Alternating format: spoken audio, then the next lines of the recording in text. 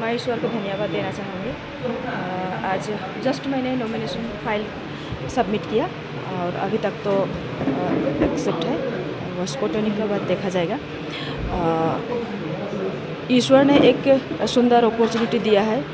अगर जिस तरीके से काम हम लोग यूपीपीएल होके 33 नंबर नोनाई सरपंच कंस्टिट्यूंसी में किए हैं, जितना भी ग्रास रूट में हम लोग का काम था और इस कामों के दौरान 5 साल का अभियान था, उनमें करीबन 70 बूथें हैं हमारे। और हमारे जो चीफ है प्रमोद बोड़ो जी, उनके नेतृत्व में उनका जो आइडियोलॉजी, उनका जो प्लान पॉलिसी खूब सुंदर है, बहुत सुंदर है। और फर्स्ट ऑफ ऑल वो बीटीआर में 2020 में दायित्व लेते ही उसने पहले उनके परिवार यानी कि बीटीआर में कितने जाति जनगोष्ठी हैं, उनको फर्स्ट ऑफ ऑल उसने उनको देख रेख किया। और फाइनली 26 कम्युनिटीज़ हमारे बीटीआर में है, अभी बिलोंग्स करते हैं। और उन 26 कम्युनिटियों को लेके प्रमोद बोड़ो जी ने विजन डॉक्यूमेंट्स तैयार किया। अभी बीते हुआ जो सरकार था हम लोग का 5 साल का, 5 साल में 2 साल कोरोना वायरस में समय थोड़ा काम करने में थोड़ा मुश्किल हुआ, समय चला गया। 3 साल में जितना भी हमें अवसर मिला, हमारे सरकार ने जितना भी अवसर मिला खूब तौर तरीक़ा से विथ प्लानिंग सारे काम सब किए हैं। और इस बार जो अभी हम लोग का जो इलेक्शन आने वाला है, उसमें खूब ज़ोरदार तैयारी चल रही है।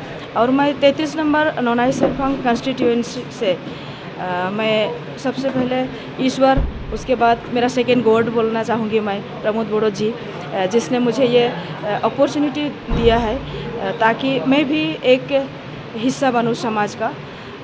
33 नंबर नोनाई सरपंच में हमारे लिए करने वाले ढेर सारे कामें हैं। स्पेशली सबसे पहले और सार को मैं धन्यवाद दूंगी, एकदम हार्टली धन्यवाद देना चाहूँगी हमारे जितने भी सेंट्रल टीम है उन लोगों को, क्योंकि महिलाओं को मुझे एक महिला को चीफ सार ने यानी कि उनका हाई कमांड ने चुना है, ये सबसे बड़ी बात है।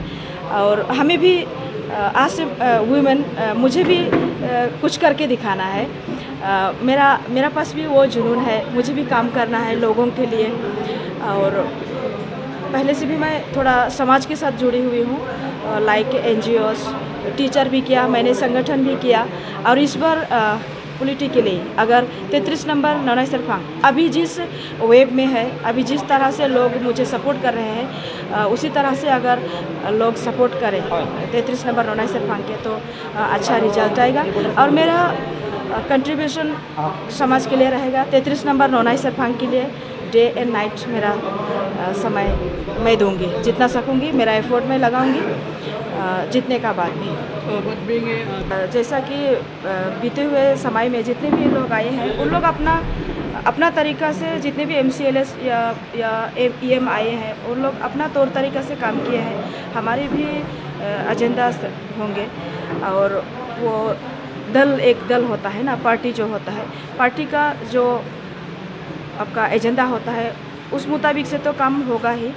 और बाकी देखा जाएगा किस किस तरह के चैलेंजेस अभी अगर देखा जाए तो है, जहाँ हमारे आदिवासी मेजॉरिटीज़ हैं, फर्स्ट मेजॉरिटीज़ आदिवासी हैं। और उन मेजॉरिटीज़ में बहुत ऐसा परिवार है, जब 5 साल में मेरा जो एक्सपीरियंस है, ऐसा भी परिवार है जब बागान में वो लोग काम करते हैं, काम करने तक तो ठीक चलता है।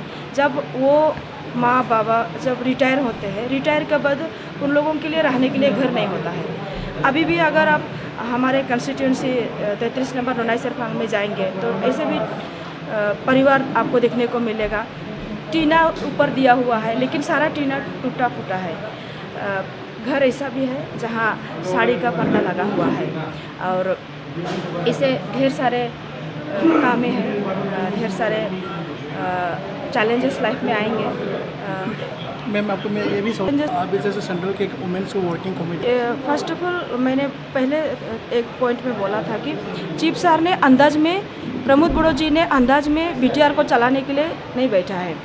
उसने दायित्व लेते ही उनका परिवार यानी कि बीटीआर हमारा परिवार, और इस परिवार में कितने जाति जनगोष्ठी है, जैसा कि आपका आदिवासी में और ढेर सारा भाग है, उरांग, मुंडा, खड़िया, उड़िया, ऐसा करके जितने भी कम्युनिटीज़ हैं उन सारे कम्युनिटीज़ का विज़न डॉक्यूमेंट्स तैयार किया।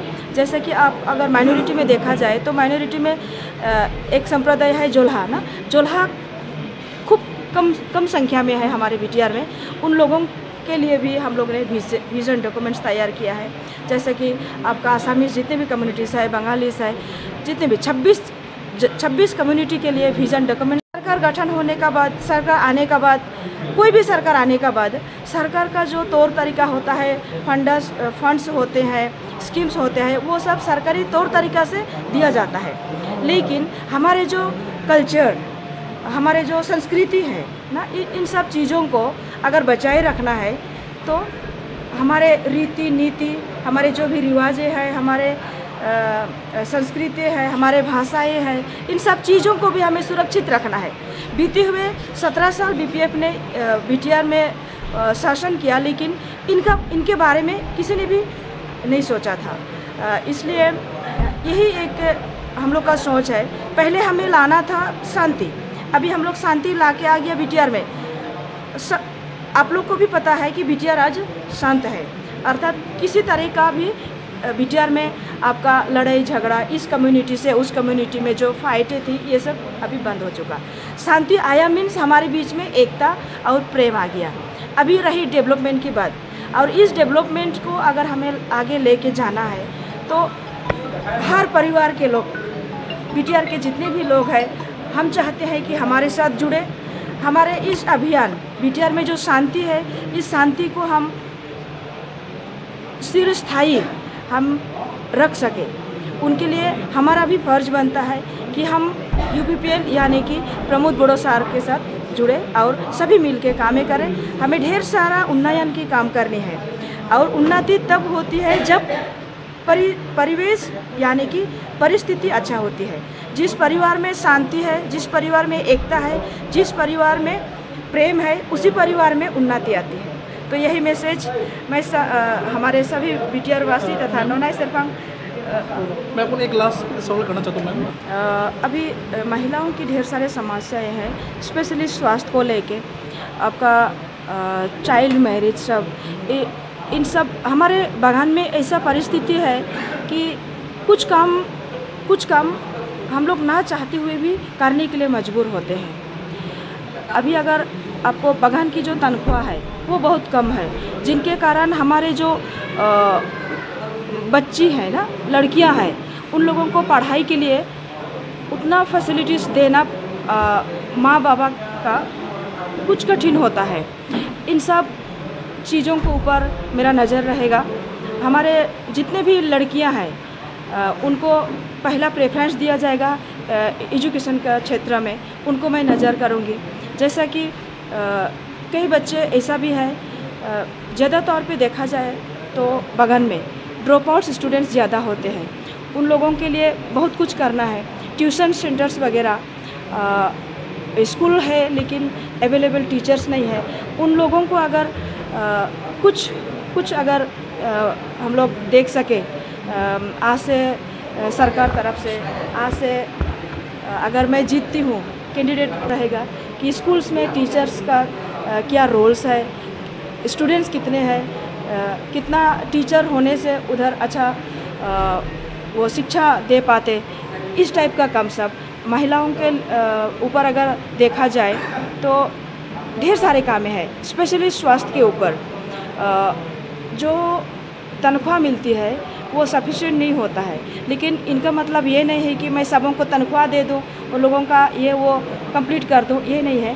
ढेर सारे महिलाओं के लिए हमने यूपीपीएल हो के स्कीम्स बनाए हैं। जैसा कि आपका जितना भी स्कीम्स है वो महिला के ऊपर ही है, और इन स्कीम्स को अगर लेके हम हमारे कंस्टिट्यूंसी में जीतने का बाद अगर मैं ला सकती हूँ तो बागान में थोड़ा तनख्वाह है, अगर ये लोग फुर्सत निकाल के, सेल्फ हेल्प ग्रुप से हैं ये लोग, अगर फुर्सत निकाल के एक्स्ट्रा इनकम अगर कर सकते हैं, इन सब के ऊपर ज़रूर मैं चिंता करूँगी। और ये सब ढेर सारे सोचे हैं। शायद मैं इस छोटे वक्त में आप लोगों के मेरा सोच को व्याख्या करना इतना संभव नहीं होगा, लेकिन सोच बहुत है, क्योंकि मेरे लिए करने का कुछ नहीं है। मैं जो भी करूँगी, अगर जीत पाती हूँ तो 5 साल मेरा नोनाई सरफांग के लिए जान हाजिर रहेगा हमेशा, day and night. Thank you. Thank you so much ma'am.